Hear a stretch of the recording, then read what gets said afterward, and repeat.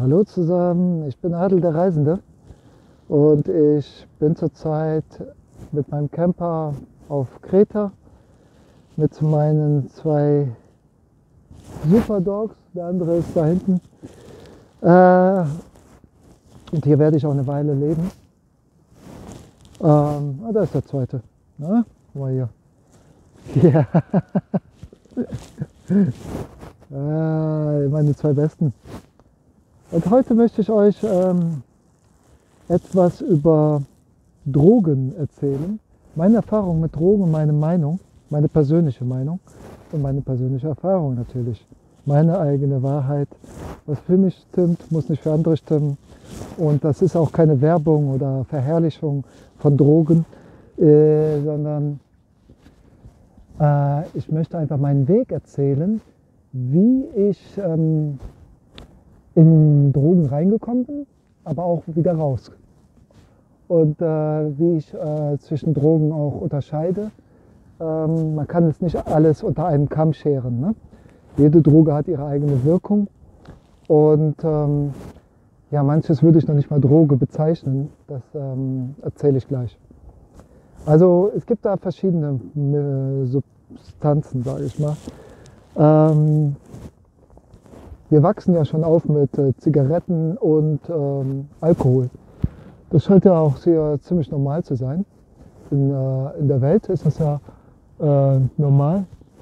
Aber ich musste mal kurz gucken, ob da jemand kommt. Wegen meinen Hunden. Der Gordi, ich zeig mal, wo ich hier bin erstmal. Da ist der Gordi. Und der guckt da irgendwie die ganze Zeit, als ob da jemand kommt. Ja, hier zwischen den Bäumen, in den Dünen, ja, da sind so kleine Behausungen oder Zelte. Hier schlafen Leute, also so ziemlich frei, sage ich mal. Und es ist halt ein bisschen so Hippie-mäßig. Und hier bleibe ich auch erstmal eine Weile, weil mir das sehr gut gefällt. Die Leute gefallen mir und ja, und der Platz gefällt mir auch, ja, die Strände, die Ruhe, kein Tourismus. Man ist fernab von allem. Natürlich kommt man auch nicht direkt mit dem Camper hier hin, ne? Also muss man schon ein bisschen gehen. Ja, aber ich muss ja eh mit den Hunden immer wandern ein bisschen und daher. Also ich fange mal an. Also bei mir fing es eigentlich so mit 16 an. Dann hatte ich Kontakt zu Uso, durch einen griechischen Freund. Ich mochte Anis. Und dann habe ich Uso getrunken, also genippt. Ne? Und ja, das ging. Und dann, wir hatten so kleine Fläschchen. Naja, auf jeden Fall.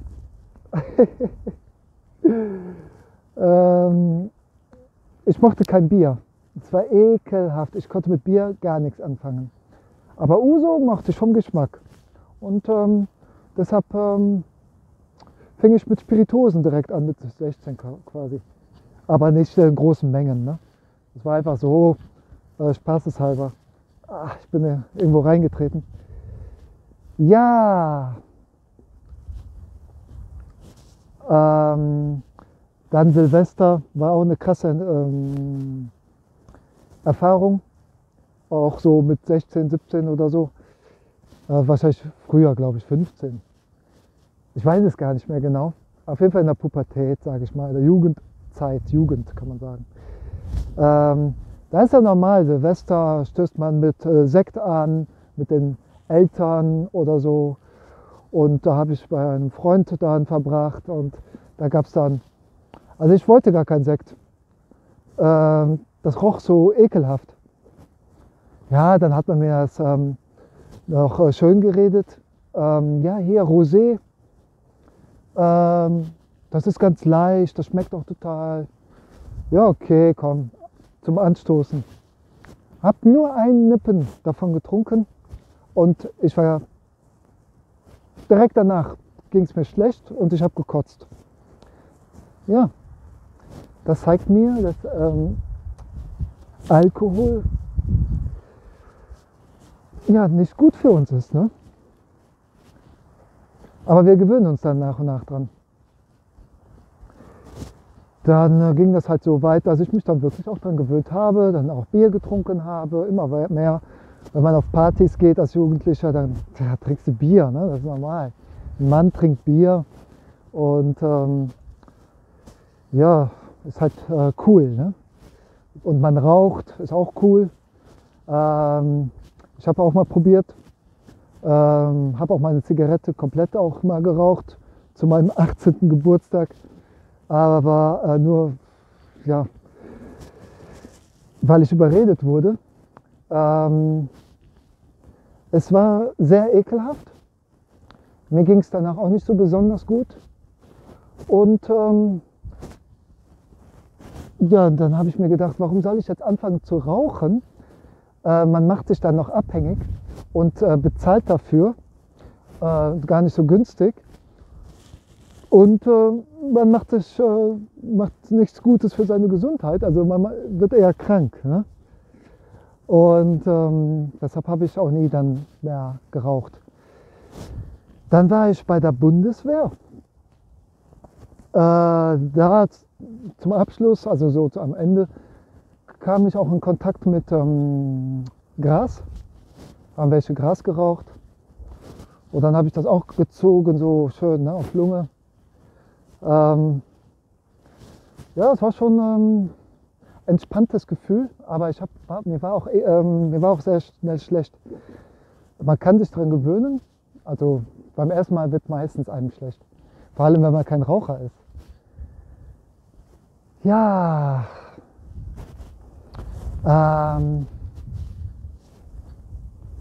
ich zeige euch mal hier diesen Platz.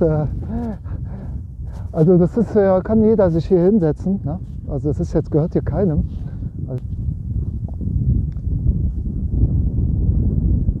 Also kleine, ich weiß nicht, ob hier jemand wohnt oder so.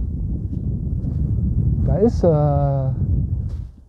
dahinter ist irgendwas gebaut. Aber oft ist das hier verlassen. Und die Leute kommen dann irgendwann wieder oder so, aber man kann das hier nutzen. Ne? Eigentlich ganz cool. Also ich habe hier bisher noch keinen gesehen. Das ist so interessant hier. Ja,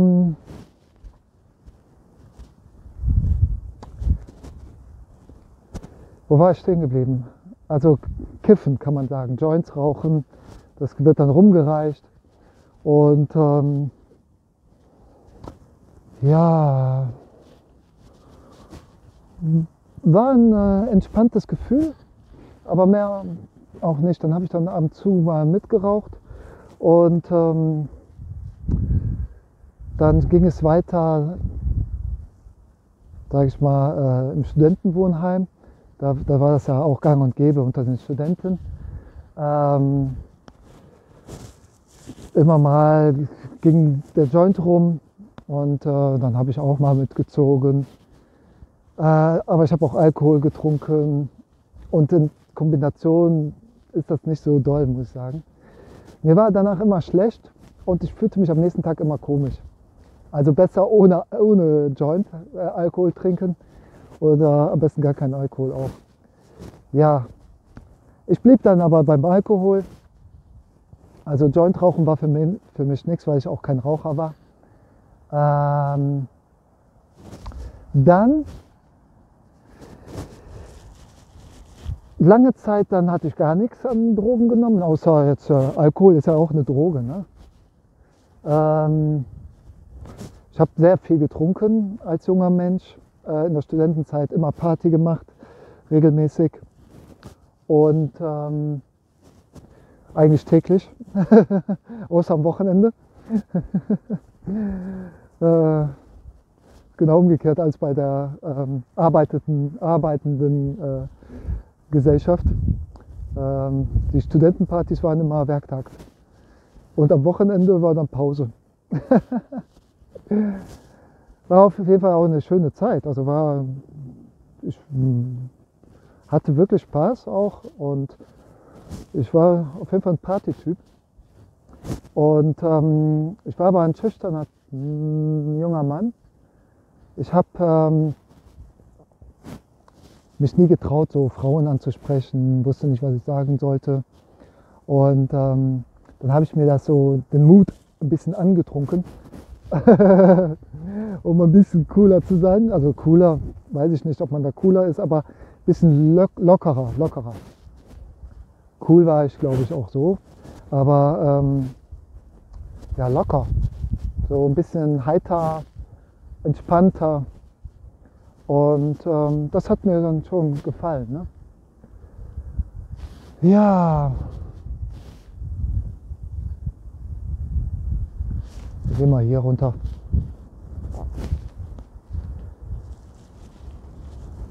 Okay, ich versuche ein bisschen schnell abzukürzen, weil jeder kennt ja Alkohol. Ne? Da brauche ich nicht viel drüber zu reden. Mitte 30 habe ich aber auch, oder ab 30 habe ich immer weniger Party gemacht. Und dann habe ich auch automatisch weniger Alkohol getrunken. Ich war kein Biertrinker, der regelmäßig vom Fernseher dann nach Feierabend sein Feierabendbierchen trinkt. Ja, ich habe gerne mal so in Gesellschaft ein Bierchen getrunken oder so. Oder zum Essen, Wein oder was. So aus ja, gesellschaftlichen Gründen. Das ist halt eine Angewohnheit, ne? Die man sich halt macht, weil das jeder halt macht. Ne, dann macht man das auch. Dann hatte ich Freunde, die haben auch noch andere Drogen genommen. Ja? Und ich war dann immer so, nee, ich nehme keine Drogen. Nee, ich brauche das nicht. Brauchte ich auch nicht. Ne? Bis ich dann vor 5 Jahren, Silvester, gerade verlassen war von einer Freundin und dann hat mich einer, er meinte zu Silvester so, ja, weißt du was, heute nimmst du mal MDMA mit uns. Das ist richtig schön. Und ich so direkt, okay. Weil, also vorher habe ich immer nein. Aber da dachte ich, okay, ich vertraue dem. Er meint, das wird mir gut tun. Komm, machen. Weil wenn man es nicht selbst ausprobiert, kann man es auch nicht bewerten. Ja, diesen Spruch kenne ich von meinem Neffen. Grüß dich, Julian. Du schaust ja auch regelmäßig meine Videos. Und ja, also der Spruch ist von ihm. Ne? Was du nicht selbst erfahren hast, kannst du nicht bewerten. Und ich kenne so viele Menschen, die über Drogen negativ reden, aber nie diese Drogen probiert haben. Noch nicht mal ein bisschen. Oder haben sie einmal probiert, aber war eine falsche Location oder was auch immer. Die haben halt ja, zur falschen Zeit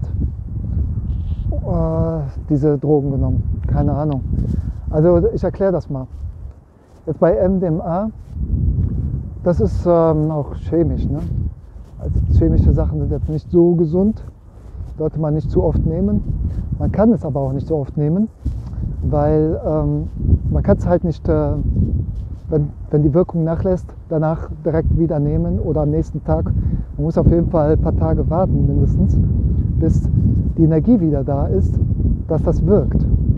Also so körperlich abhängig kannst du da gar nicht werden. Und da kannst du eher psychisch abhängig werden, weil es halt so ein tolles Gefühl ist. Das erste Mal, als ich das genommen habe, das war ein Augenöffner für mich. Und dann habe ich mir gedacht, warum ist das verboten? Das ist total verboten. Warum? Ja, keine Ahnung. Also Alkohol würde ich als gefährlicher einstufen, weil man da wirklich abhängig von wird. Beim DPMA, das ist auch ein Stoff in Ecstasy. Wenn man davon natürlich zu viel nimmt, dann überhitzt man innerlich. Man muss da viel Wasser trinken und ja, wenn man viel zu viel nimmt, klar, man kann da, keine Ahnung, was das Herz dann macht, ne? Herzstillstand oder Herzinfarkt oder so, ich weiß es nicht. Also man sollte das schon natürlich selbstverantwortlich nehmen. Aber wenn man die richtige Menge nimmt, ja, dann hat man ein wundervolles Gefühl. Die ganze Last fällt von einem, der ganze Stress fällt von einem. Man fühlt sich ganz weich im Körper und man redet auch viel weicher. Man könnte sich auf MDMA gar nicht streiten mit jemandem. Man will am liebsten die ganze Welt umarmen. Man sprüht nur so vor Liebe und das verstärkt einfach die innere Liebe von einem, die eh schon da ist. Es verstärkt bei mir auch, also weil ich auch gerne und viel rede, wenn ich dann anfange zu reden, dann höre ich nicht mehr auf. Also es verstärkt dann auch das. Und also es war ein super schönes Silvester. Ich habe mit allen Menschen da, das war so eine Privatfeier zu Hause, mich so gut unterhalten und vorher war ich immer so ein bisschen distanziert. Also es hat bei mir auch eine Mauer gelöst, dass ich mich nicht mehr so, ich war viel kommunikativer auch noch. Und ich kam zu den Leuten, habe denen mal meine Meinung auch so offen gesagt, wie toll ich die finde. Man sagt das normalerweise nicht immer zu allen, aber so, ja und so und das. Man sagt ehrlich seine Meinung. Und der andere versteht es auch, also wenn der das genommen hat. Also es ist, man könnte sogar, wenn man im Streit vorher war, sich so super versöhnen sogar. Und sagen, ja, bla bla. Weil dann ist das Ego ausgeschaltet. Das kann man so sagen. Das Ego ist ausgeschaltet. Du hast dann nicht das Ego. Ja, also so viel zu MDMA. Ecstasy hat den Stoff MDMA auch, aber da bist du mehr so auf Party. Ne? Dann bist du so mehr aktiv. Dann kannst du nicht so ruhig sitzen. Ne? Dann, wenn du Musik hörst, willst du feiern. Ne? Hatte ich auch einmal genommen auf dem Festival. War mega. So viel Spaß gehabt. So viel Spaß. Auch mit Fremden. Ne? Man klappt sich in die Hand, so, hey, yo, alles klar. Man ist einfach offen zu allen Freunden, allen Leuten. Ne? Und hat nicht mehr diese Mauer zwischen einen. Ja. Dann das, also wie gesagt, das soll keine Werbung sein oder Verherrlichung, Selbstverherrlichung.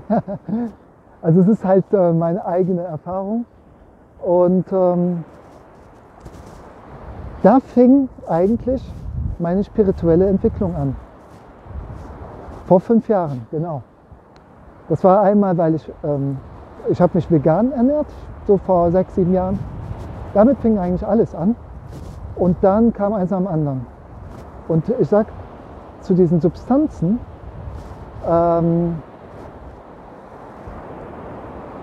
die haben mir die Augen geöffnet. Deshalb, wenn jemand da irgendwie was damit nicht klarkommt, dass ich jetzt darüber erzähle, also ich habe letztens über LSD geredet, in Verbindung mit meinen Symbolen, die ich so habe, und bei heiliger Geometrie, wie diese Symbole ja, wirken, also wirken ganz anders und man sieht es auch, die Energie. Ich wollte jetzt nicht Werbung für LSD machen oder so. Ne? Es ist einfach meine Erfahrung.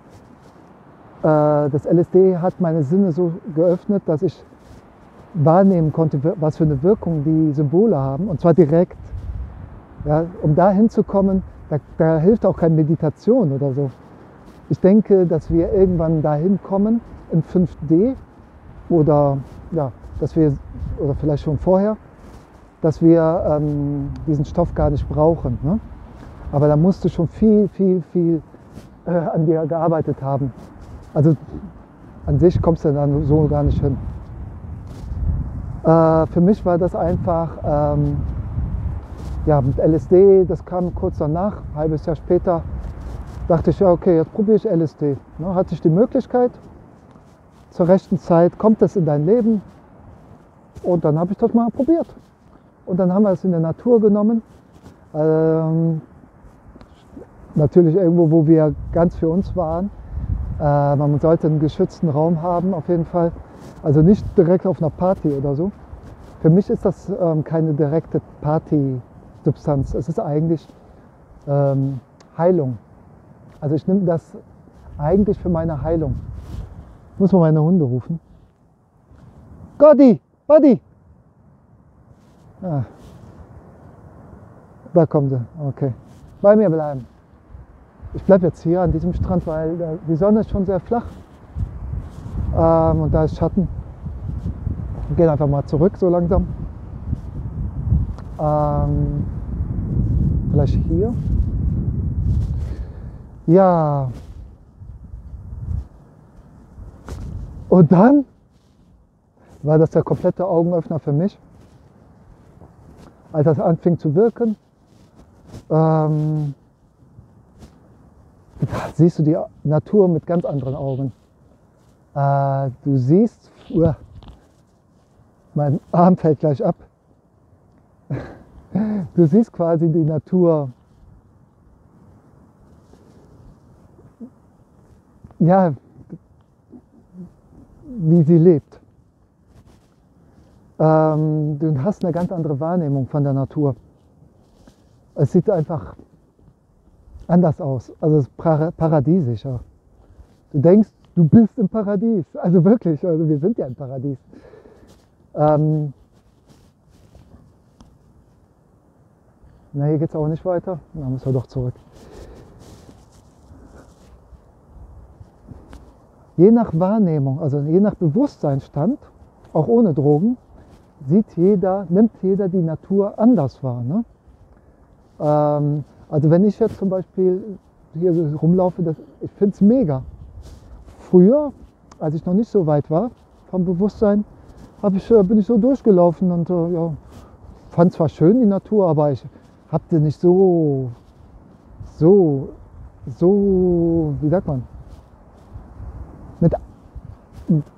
mit allen meinen Sinnen wahrgenommen.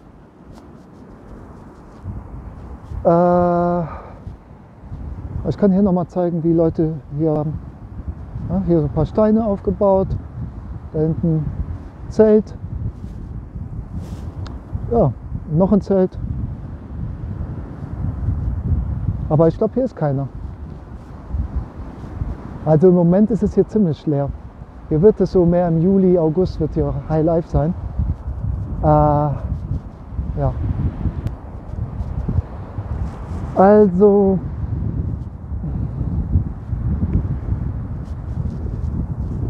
mit LSD hast du natürlich auch, je nach was für ein LSD du hast, wenn es nicht so rein ist, dann hast du mehr so Optics. Das ist eigentlich eher so Spielerei. Für mich ist dieses ganz klare LSD ganz schön, weil gibt dir Klarheit, du kriegst Erkenntnisse, du nimmst viel mehr wahr, alle Sinne sind verstärkt, vom Sehen, vom Hören, vom Fühlen, vom Schmecken, also richtig gutes Essen, also frisches Obst oder so oder Smoothie, boah, das ist ein Geschmackserlebnis. Und du kannst dann auch keine ungesunden Nahrungsmittel zu dir nehmen. Du könntest auch gar keinen Alkohol trinken währenddessen. Manche machen das komischerweise, also ich kann das nicht. Und du kannst sogar wahrnehmen, wenn du Menschen siehst oder Wesen, sage ich mal, oder wenn du dich selber anschaust, du siehst, ja, ob jemand gesund ist oder nicht. Und also du nimmst viel, viel mehr wahr. Ja? Und ich habe dadurch sehr, sehr viele tolle Erkenntnisse gekriegt. Ich bete auch immer vorher, wenn ich sowas nehme, und habe eine bestimmte Intention. Ja, das ist für mich wie so eine Zeremonie. LSD ist für mich ein sehr wertvolles Hilfsmittel gewesen in meinen letzten 5 Jahren. Aber jetzt habe ich so das Gefühl, ich habe immer weniger Drang, das zu nehmen. Am Anfang natürlich wollte ich das dann direkt wieder nehmen, aber es geht auch nicht, weil das ist wie bei MDMA, musst du mindestens eine Woche warten, bis diese Wirkung wieder genauso stark ist. Ansonsten ist sie sehr schwach und dann musst du viel mehr nehmen und das macht dann keinen Sinn. Und natürlich, du bist am nächsten Tag, auch bei MDMA, bist du erstmal platt, bist du müde, weil es saugt auch Energie. Für mich ist das auch nur ein vorübergehendes Hilfsmittel. Das nehme ich alle paar Monate vielleicht einmal, wenn ich einen schönen Platz für mich gefunden habe, wo ich sicher bin. MDMA nehme ich alle halbe Jahre oder einmal im Jahr. Ja, wenn ich auch daran komme, dann bin ich dafür offen.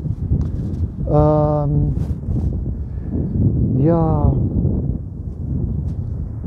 aber LSD muss ich sagen, immer, also ich habe jetzt fast gar keine Lust da, also direkt das zu machen. Es kommt auf die Situation an. Ich muss hier mal kurz mein Mikrofon abhalten, weil hier ist schon ein bisschen Wind. Deshalb halte ich meine Hand hier so. Sieht ein bisschen komisch aus. Ja.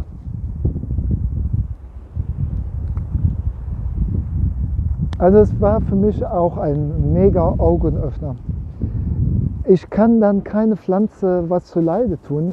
Da passt du wirklich auf welche Pflanzen du trittst, wenn du durch die Natur gehst, dass du auf keine Blume trittst oder so. Und danach, nach dem ersten Mal, siehst du die Natur auch wieder anders. Also mit dieser Erfahrung, die dann bleibt, ja, wandelt sich etwas in dir, dass du dann noch mehr für deine Gesundheit tust. Also ich würde es keinem raten zu nehmen, der Fleisch isst zum Beispiel, weil es halt niedrig schwingend ist. Komm! Hä, was machen die Hunde da? Gotti! Aha. Ich glaube, die wollen spielen, ne? Der Gotti will spielen mit dem Buddy. Ja.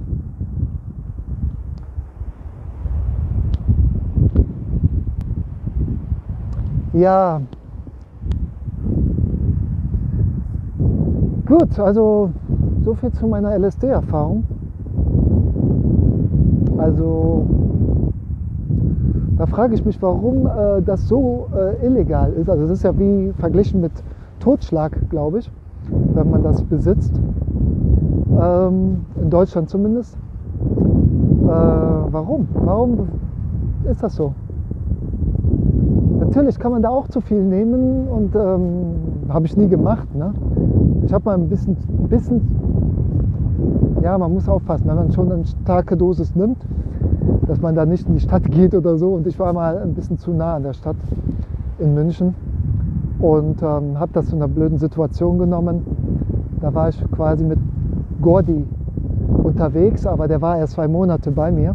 Den hatte ich dann noch an der Leine, konnte ich noch nicht frei laufen lassen. Und es war ein schöner Sonntag und mir war nicht bewusst, dass an dem Tag so viele Leute unterwegs sind. Selbst im Süden außerhalb von München. Ja, dann habe ich mich auf einmal gesehen, der Gordi hat Stress, Angst. Und ja, und ich denke so, oh, ich habe das beobachtet, ne? Und dann sehr stark wahrgenommen. Und dann habe ich mich mit ihm verbunden, aus Versehen. Also ich war dann direkt mit ihm, mit seiner Angst verbunden. Aber an sich spiegelt er auch meine Angst. Er hat meine Angst quasi gespiegelt. Somit, also wenn du keine Angst in dir hast, kannst du ja keine Angst kriegen. Aber er hat meine Angst gespiegelt. Und somit hatte ich einen Horrortrip. Das war mein einziger Horrortrip. Da habe ich, wow, da war ich auf jeden Fall quasi ziemlich verloren im Süden von München. Ich kam nicht mehr über die Brücke zurück und ich musste tatsächlich ja, meine Ex-Freundin anrufen, dass sie mich da abholt. Also ich konnte gerade so noch mein Handy bedienen. Es wurde alles ganz dunkel und obwohl wir noch richtig schön Sommertag hatten. Alles verdunkelte sich und so. Und, boah. Und dann habe ich den Gordi losgelassen, festgemacht an der Bank und habe mich von ihm entfernt. Und dann wurde es auch wieder klar.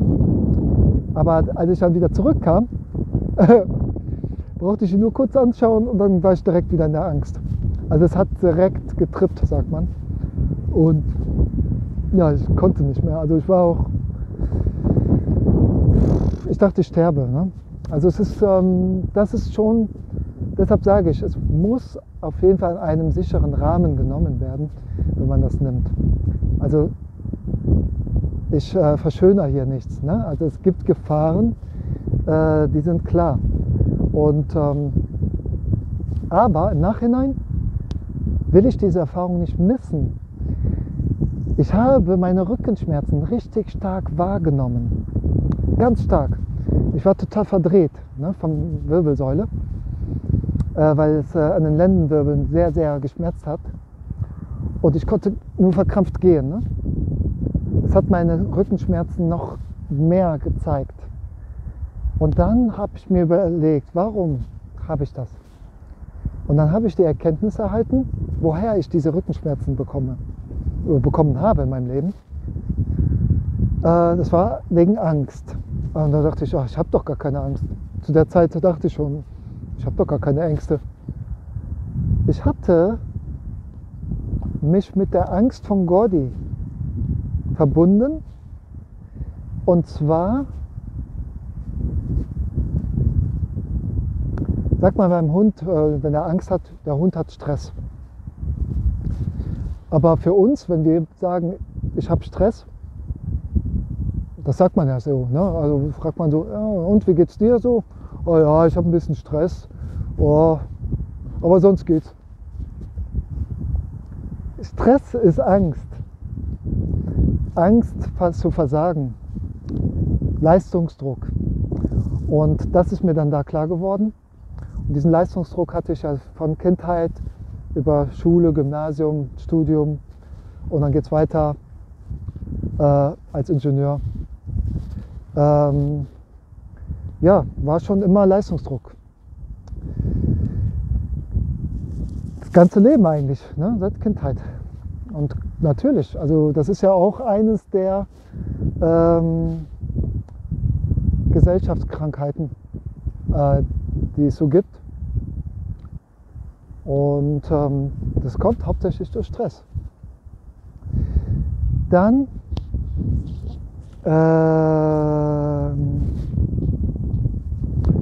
ja, ließ die Wirkung dann irgendwann nach und ich war dann zu Hause, habe mich beruhigt und ja, und dann war es okay, ne? Dann war ich nicht mehr in der Angst. Und ja,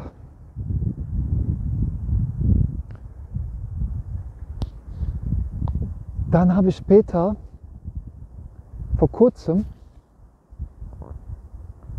eine Frau getroffen, die hat bei mir eine Anhaftung, eine energetische Anhaftung erkannt und sie meinte, ihr könnt das lösen. Ich wollte eigentlich eine energetische Wirbelsäulenausrichtung haben, aber sie sagte, ja, da hängt etwas an dir, das belastet auch deinen Rücken, das müssen wir vorher lösen, weil sonst bringt das andere nichts. Ich muss immer nach den Hunden gucken. Gordi! Ah, die finden immer irgendwas zu fressen, ich weiß auch nicht. Gordi!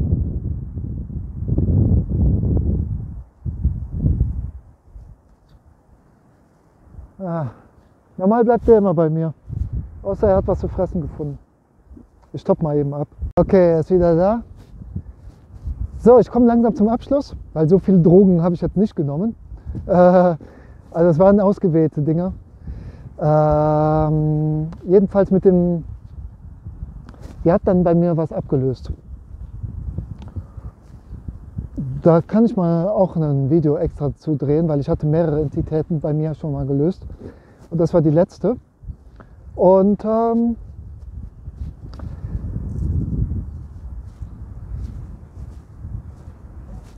meine damalige Freundin war auch dabei und die hat dann bestätigt und gesagt, ja, also ich habe dann noch erklärt, ja, woher ich meine, noch die Rückenschmerzen zu haben von Stress und so. Und das hätte ich auf LSD-Trip die Erkenntnis gehabt und ja, das habe ich noch erzählt. Und dann sagte die, ne, brauchte gar nicht wissen. Okay. Aber nachdem sie das gelöst hat, sagte meine Ex-Freundin, ja, ich habe jemanden wahrgenommen, der ist von der Großhessesloher Brücke gesprungen. Das war diese Fremdenergie. Das sind Menschen, die dann nicht ins Licht gehen, die bleiben noch in der Nähe der Erde, quasi in der Zwischenwelt. Und suchen sich dann wieder einen Wirten, der bedürftig ist, also der nach Hilfe ruft. Und ich war an der Großhessesloher Brücke in München, da ist das passiert.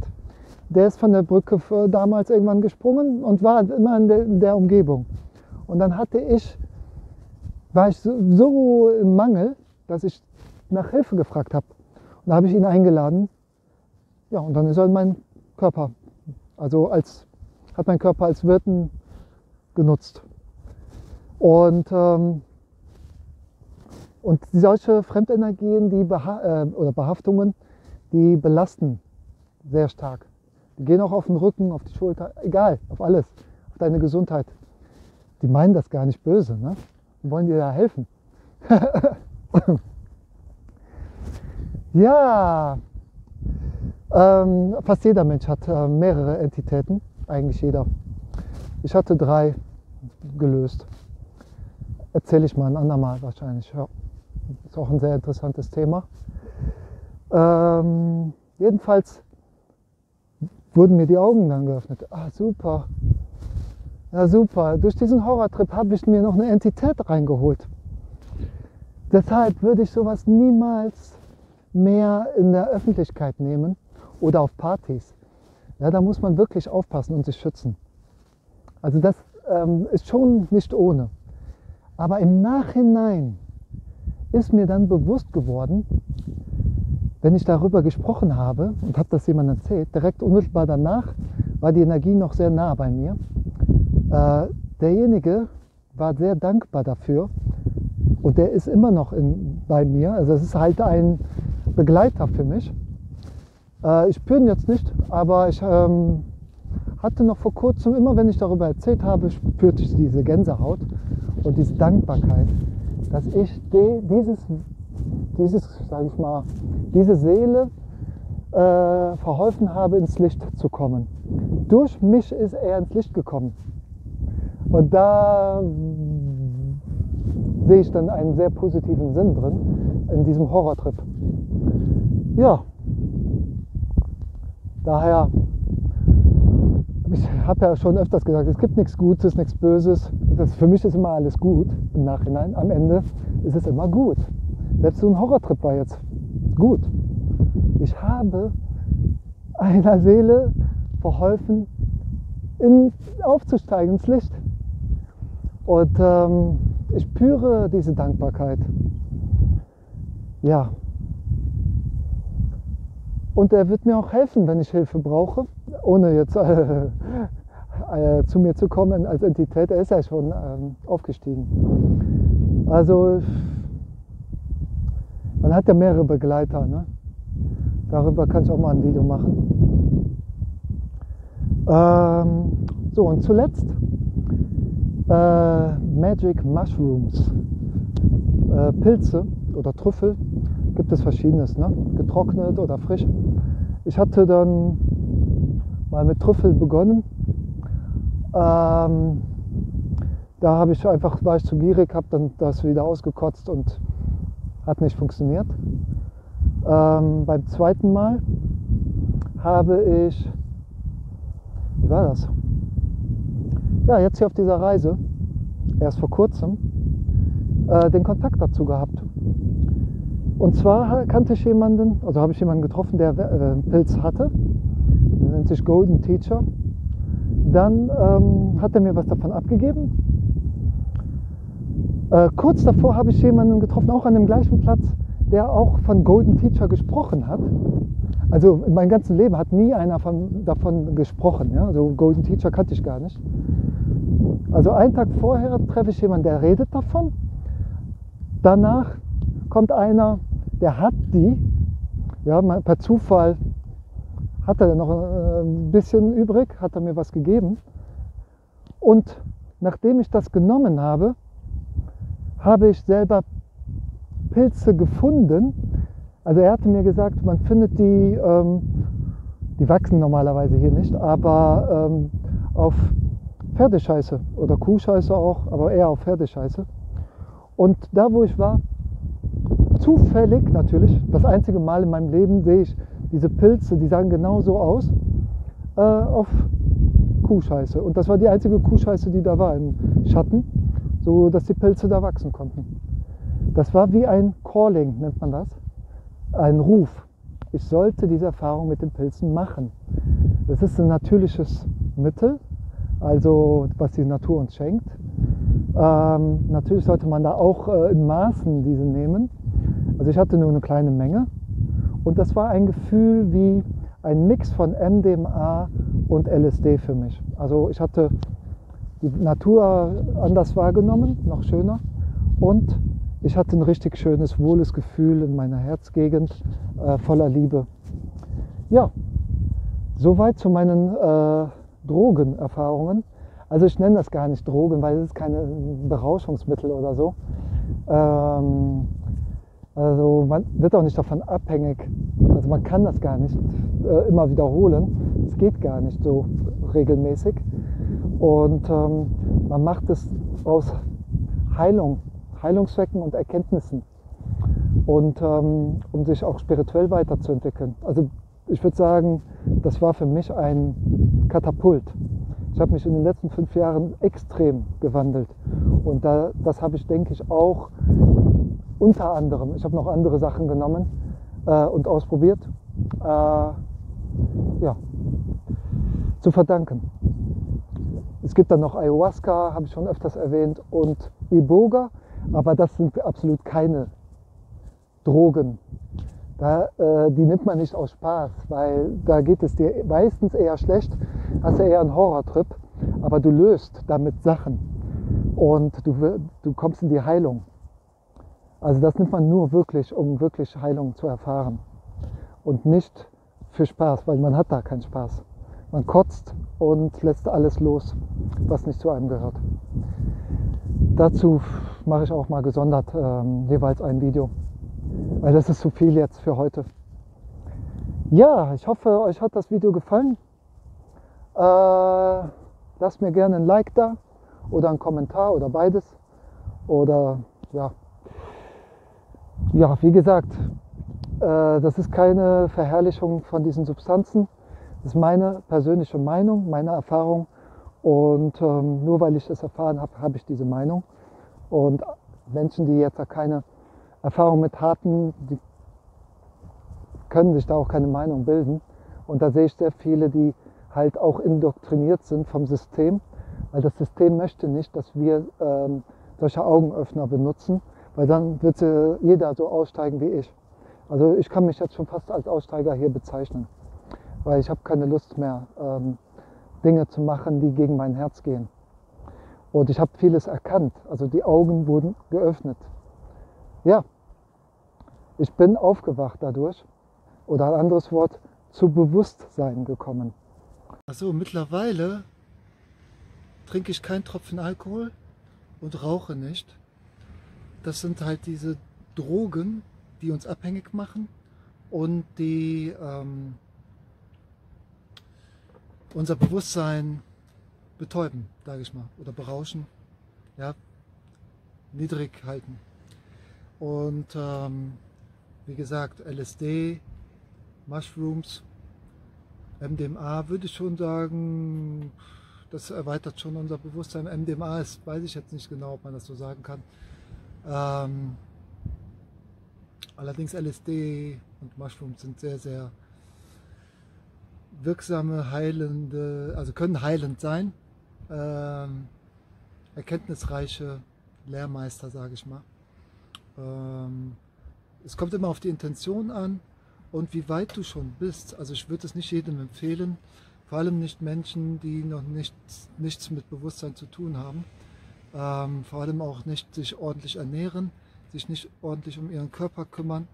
Da wird es eher ein Horrortrip. Das kann ich jetzt schon versprechen. Ja. So, das soweit zu den Drogen. Deshalb nenne ich LSD und Magic Mushrooms Psychedelika oder psychedelische Substanzen.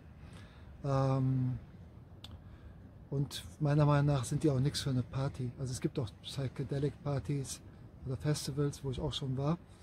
Habe das da natürlich auch genommen. Aber da würde ich eher dann auf MDMA zugreifen. Das ist eher sowas für Ecstasy, sage ich mal, Partydroge. Das ist schon mal so, um Spaß zu haben, cool, Spaß, also richtig offen sein mit Menschen und voller Energie Party machen. Noch eine Sache möchte ich noch zu Alkohol sagen. Also ich hatte da auch einige schlimme Erfahrungen, wo ich dann total, ja, sage ich mal Karneval, also voll weg war, Filmriss und total fertig, also wirklich kaputt. Ja?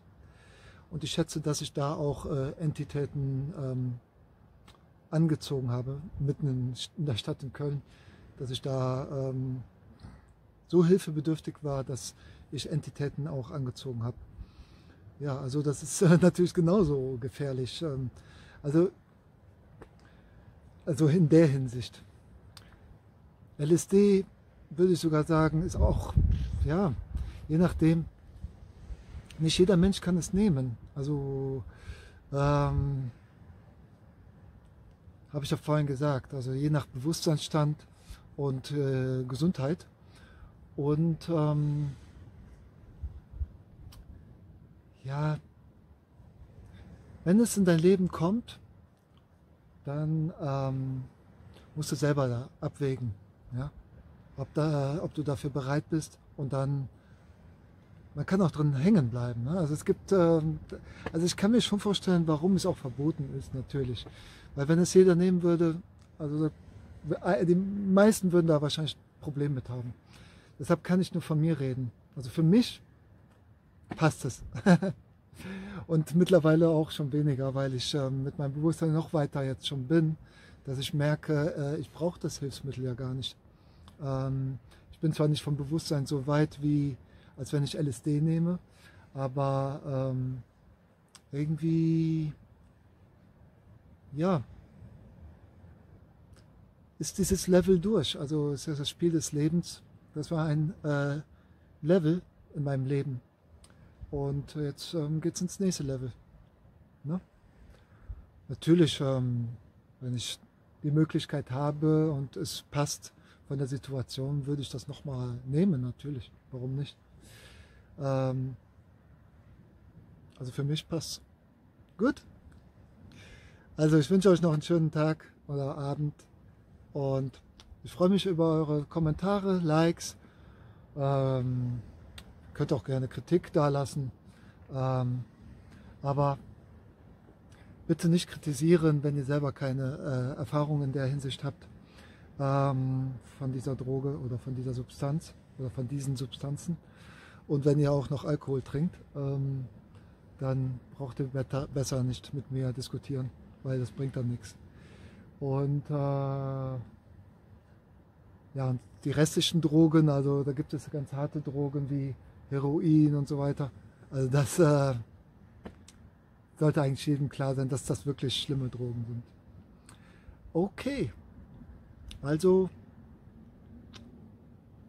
ciao, euer Adel, der Reisende. Oder der Aussteiger, kann man schon sagen. Bis bald.